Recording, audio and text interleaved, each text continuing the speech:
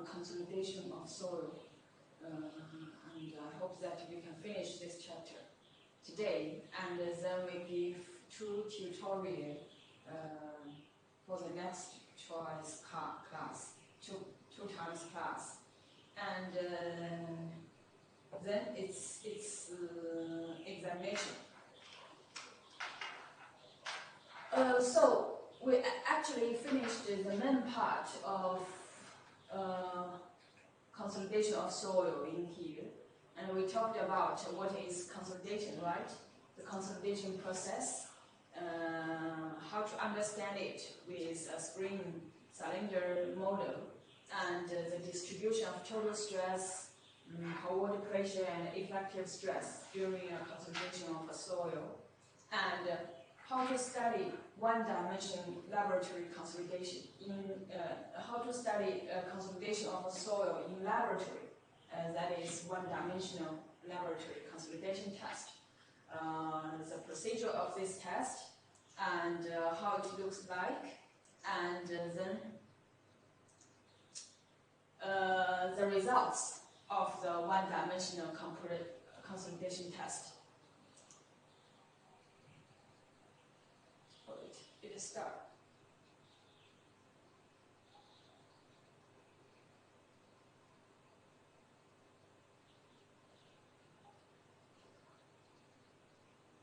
Come on.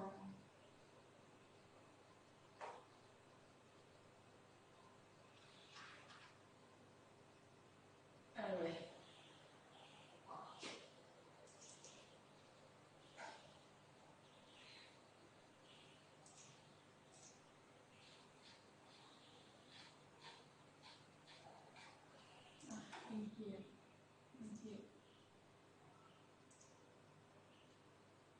So we say that in one-dimensional consolidation test, the main results we got is a water ratio pressure plots. The meaning of these plots actually give us the relationship of the volume change and the pressure we applied, right? As long as we know this relationship, and if you know how much load you applied, then you can calculate how much volume change happened to the soil, right? The volume change, actually, it is a segment, right? But we use void ratio pressure plots, not volume change pressure plots, because actually compression of the soil is the compression of void ratio, is compression of the void volume, right? So we use actually void ratio in here to represent volume change.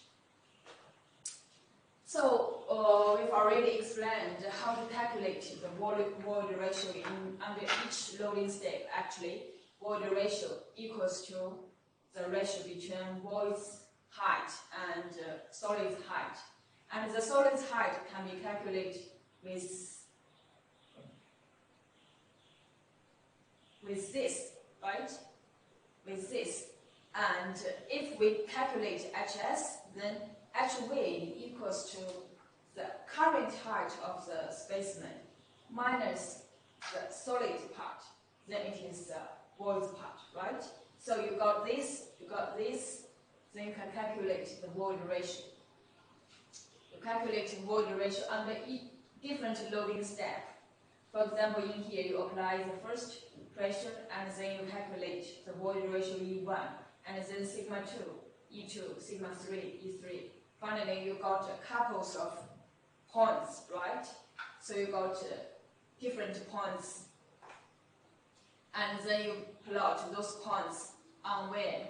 On a E log sigma plan. So actually, this is a semi-log plan, right? So we plot effective pressure on a log scale. So we got such a plot. So fine. So the void ratio pressure plot,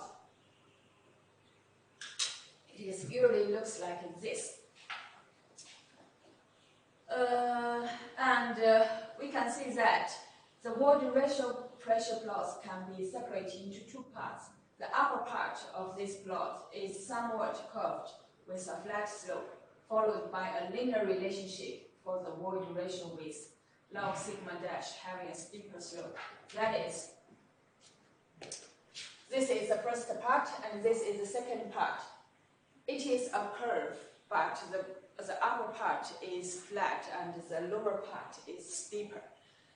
So,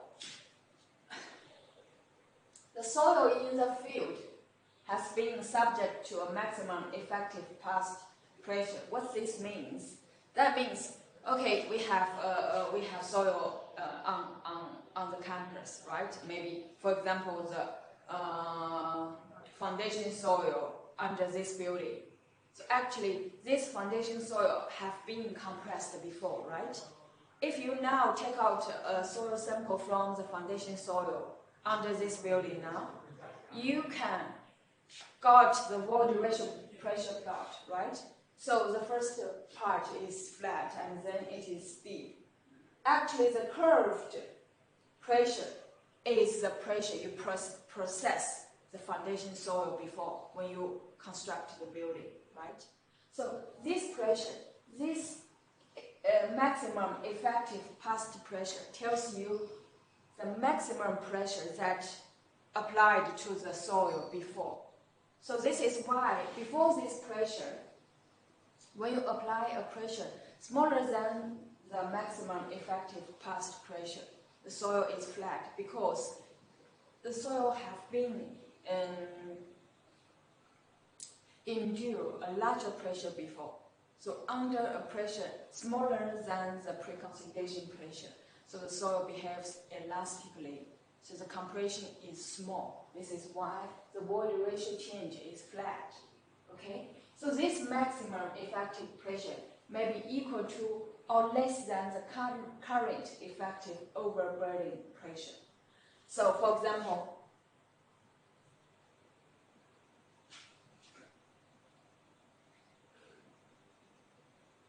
we say that this is the maximum pressure the soil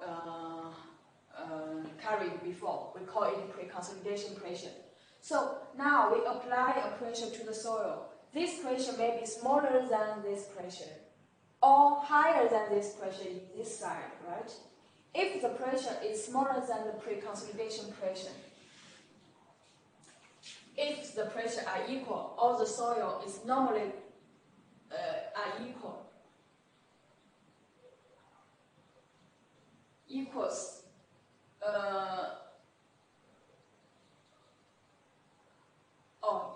it means that if the pressure are equal to the current pressure now, the soil is normally consolidated.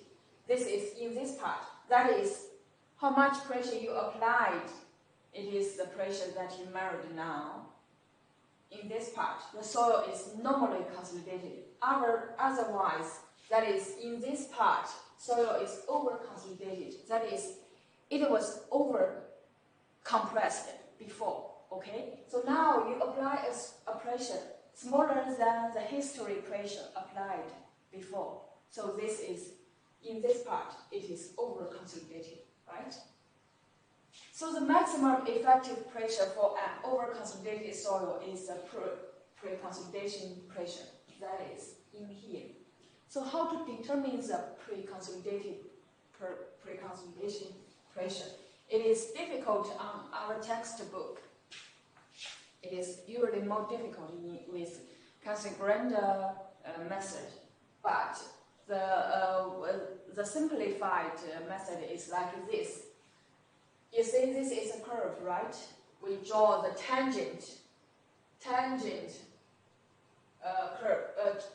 line in here and a tangent line in here. The cross point in here gives you the pre-consolidation pressure. So this is how we determine the pre-consolidation pressure, a simplified method. Keep in mind, because we will have such a problem, such a question on our examination pressure, ask you to determine the pre-consolidation pressure. So draw the tangent line in here and the tangent line on this side. So the cross point, the corresponding pressure of the cross point gives you the pre-consolidation pressure in here. So for example, it is sigma 2 dash. You need to give a pressure, okay, not a void ratio. That is pre-consolidation pressure. And we know that a small change in void ratio will result from an applied effective pressure less than the pre-consolidation pressure in this part, right? A much larger change in void ratio will result from a greater applied pressure in this side. This is the Casagrande method to define pre-consolidation pressure. You see, it has 5 steps and it is complex. So just ignore this method. The simplified method we usually use is like this, okay? And then let's see the over-consolidation ratio. We say that after you determine the pre-consolidation pressure, that is sigma C dash, so the current pressure is sigma dash, right? Is sigma dash in here. So the ratio between the pre-consolidation pressure and the current effective stress is the over-consolidated ratio. That is how far of the current pressure compared to the pre-consolidation pressure, right? If your current pressure is very small and it is far from your pre-consolidation pressure, then the OCR, that is the over-consolidation ratio, is high, right? So under this high ratio, that means the void ratio change under the current stress is actually very small, right? So this is the over-consolidated ratio. These are some actually empirical equation, so you don't have to go into it. Another two parameter we need to learn is the swelling index and the compression index. These two figures in here, for example, in here, this and this is what? These are void ratio pressure plot, right? You can obtain in laboratory. So what is the compression index? The compression index actually gives us the slope of the void ratio plot. Let's see from here. Let's see from here.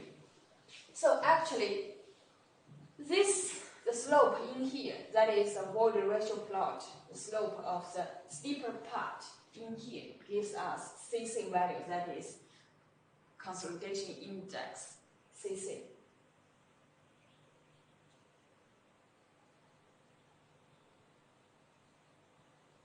So this slope is the CC. And what is CX, swelling index? Swelling index is, after you're doing the test, you need to unload the specimen, right? You need to unload step by step. And when you unload, we say that soil is elastic plus elastoplastic material, so it will swell, right? So the void ratio, you see, when you compress to this stress level, the void ratio is in here, it is small, right? And then when you unload, go to this side, that means, you see in here, the stress is actually decreased. And the void ratio is start increase, that is soil is start to swell, right? The void is start to swell. But it can't swell to here because soil is plastic, a plastic material. The swelling part is only the elastic segment. Okay, so the elastic part can be swelled, but the plastic part can't. So the void ratio will be increased, but it can't increase to the initial value in here. And the swelling index is the slope in here, that is the unloading curve, the unloading plot. The slope of the unloading plot is the swelling index. And usually we think that this slope is equals to this slope because they are all elastically, right? So this line actually parallel to this line. So even you don't do the unloading part, but from the compression part before the pre-consolidation pressure, then you can still determine the CS, that is swelling index in here. So the slope of this line, of this tangent is CS, and the slope of this tangent is CC. Understand? Okay? So, you say that, we say that, fine, it is a slope. How you calculate the slope? We have some points, right? We have the first point, second, in here, in here, in here. You can use other 2 or 3 points to calculate the slope, right? This is just some mathematical thing. But if the tangent, those points, for example, this 2 point is not on the slope, it's not on the tangent line, then you better don't use these 2.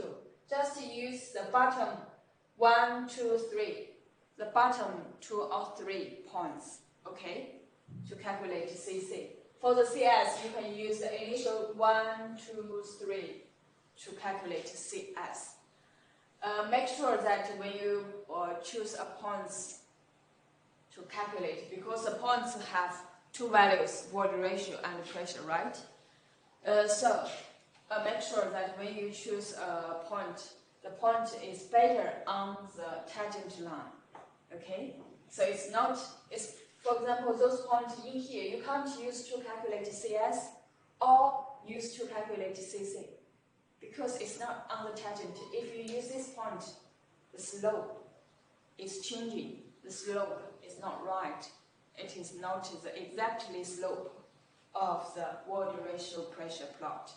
Okay? So we have compression index.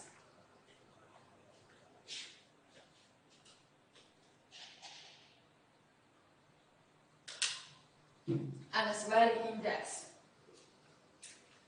So, if we say that now we apply a pressure, the pressure is smaller than pre-consolidation pressure, then you have, or you've already know the CS value. Then you can use a slope. Then you can use the slope as long as you know how much pressure you applied. You can calculate how much void ratio, right? Then actually in situ or in field, in practical problems, then you can calculate a settlement. Or if the pressure you applied to the soil, to the foundation soil, is higher than the pre-consolidation pressure in here, then after you know how much load you applied to the soil in this part, and you know the slope in here, then actually you can calculate how much void ratio changed, how much void ratio happened to the soil, right? Then actually in field practical problem, that is how much sediment happened to the soil. This is why we have CC and CS, because we want to calculate sediment after you know the load. Actually in engineering, the load we can always calculate it. We can always estimate it. After you study the soil in laboratory, you got some parameters, then you can use those parameters and the known load, estimate how much sediment, right? So, then let's see.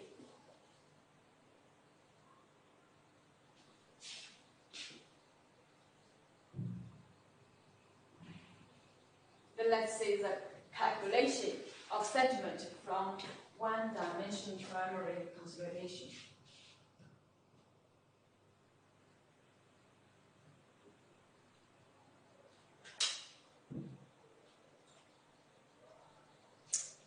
Let's see, such a model is help you to understand this problem.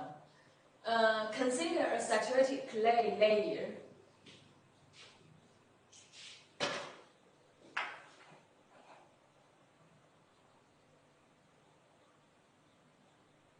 So consider a saturated clay layer of thickness H and cross-section area A under existing average effective overburden pressure sigma naught, sigma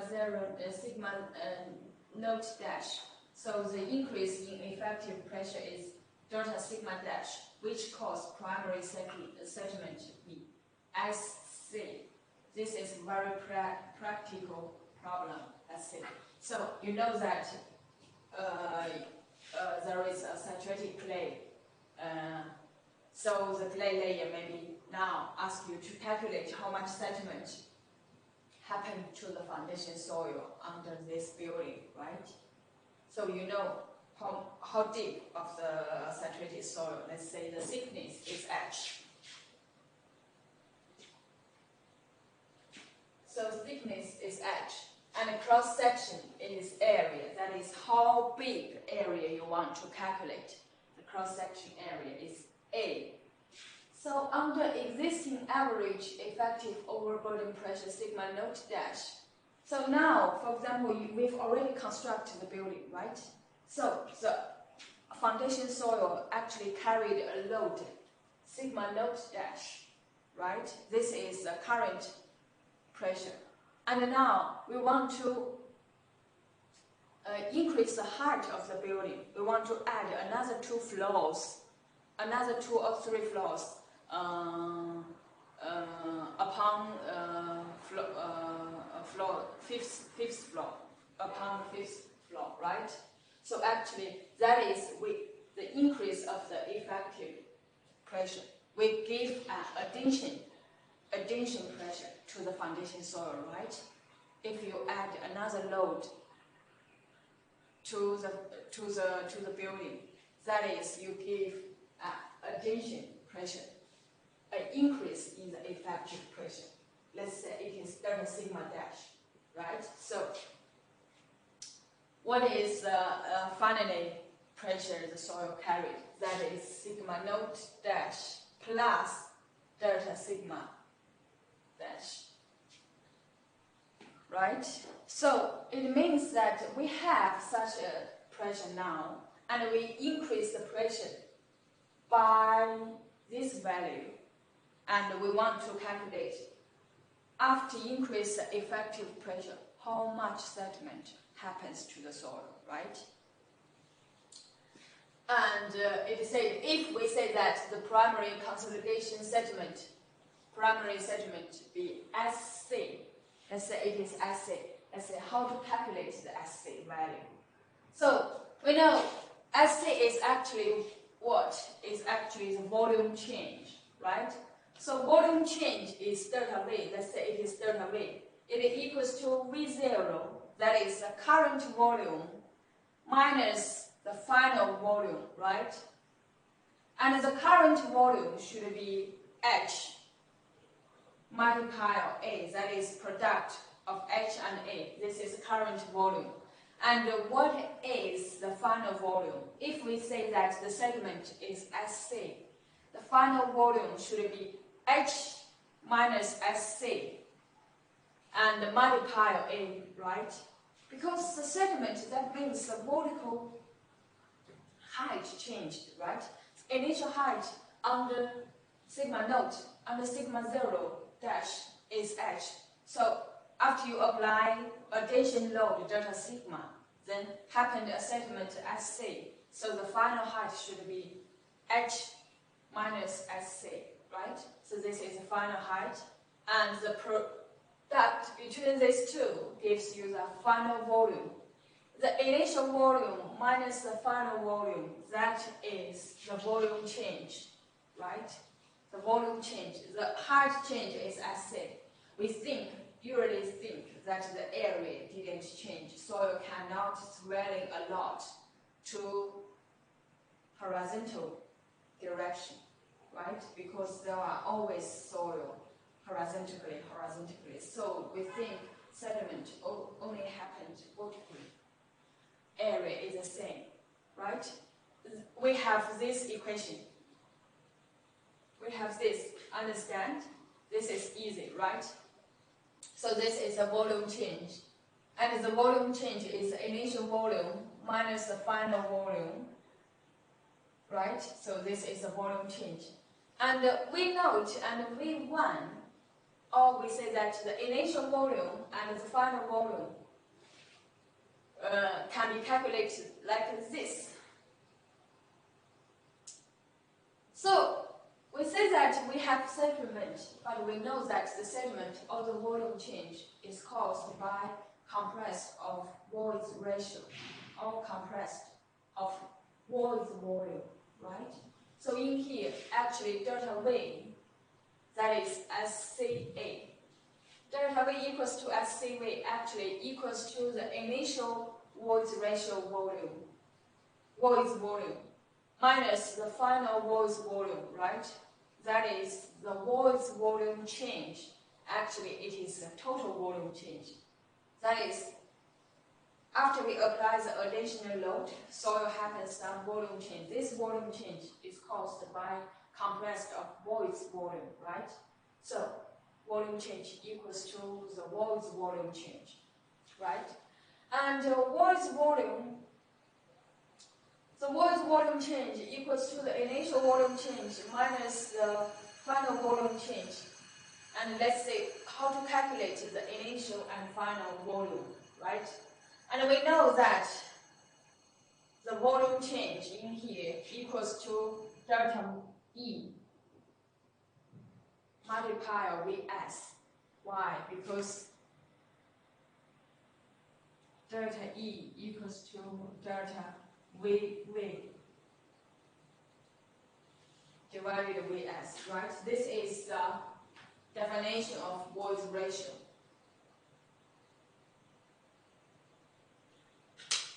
The ratio between voids volume and the solids volume, right? So if you want to calculate the change of the voids volume, that is, you can use this, right? And the delta E, remember that when we studied the one-dimensional consolidation test in laboratory, actually we know how to calculate delta E with those E log pressure curve, right? We can calculate delta E, right? And Vs actually is easy to obtain, so we can calculate delta Vv. Let's see, what is Vs? Again, Vs equals to this. If you're confused about here, you can go back to chapter 3, weight-volume relationship in here, and then you will understand why it looks like this. Okay, I won't go into this because there is no students in here, and I just doing the I just record the class. So if you're confused about why Vs equals to this, just go back to chapter 3, you will find it. Okay? So we know Vs equals to this. So delta V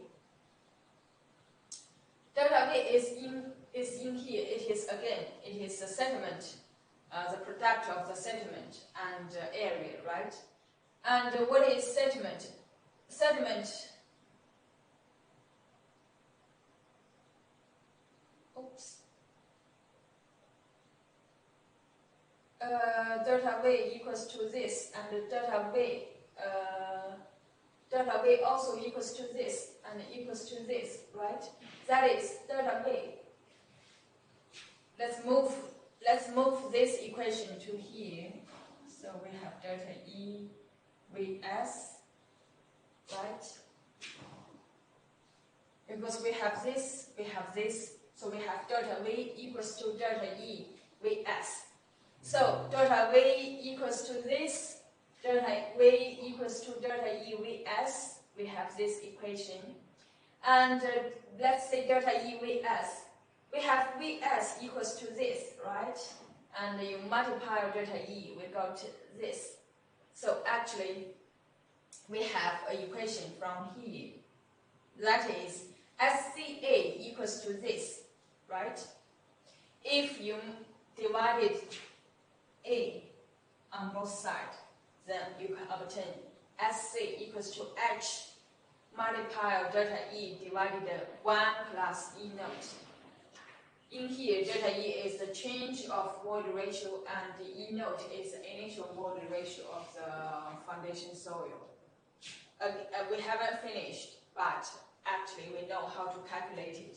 Actually, the sediment equals to this. In here, we just say that the sediment can be SC, but the sediment is the real parameter that we want to calculate it, right? And you see, H is a knowing value, right? We know H, we know how deep it is, right? This can be do with some in situ method.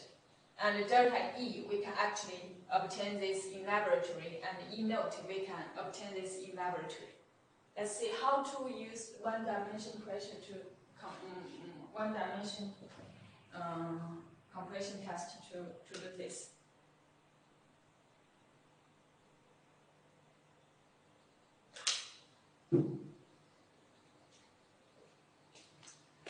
Okay, we move this equation into here. We move it into here. That is SC equals to the product of these two, right? So for normally consolidation clays that exhibit a linear E log sigma naught dash relationship, that is, we have this. This is how we use the E log pressure curve. Why? Because after you got this curve, this is the E log pressure curve we obtained in laboratory test, right? We obtained this in this. And actually the question in here actually tells you, okay, now this is what? This is a sigma naught dash. And now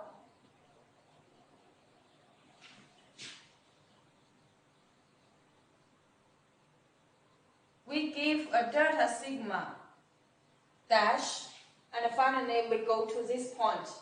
How much of the delta E? You see? This is the final void ratio, and this is initial void ratio. Finally void ratio, and in here this is delta E. This is delta E, right?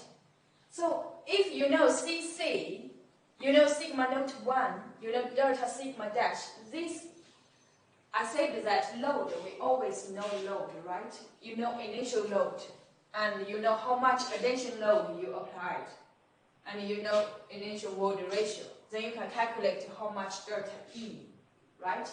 How to do it? How to do it? You have the slope, right? So E naught plus the slope multiply delta sigma naught on the log scale. That's it, right? Right? This is the initial value. This is the addition value. So actually delta E equals to CC multiply this part.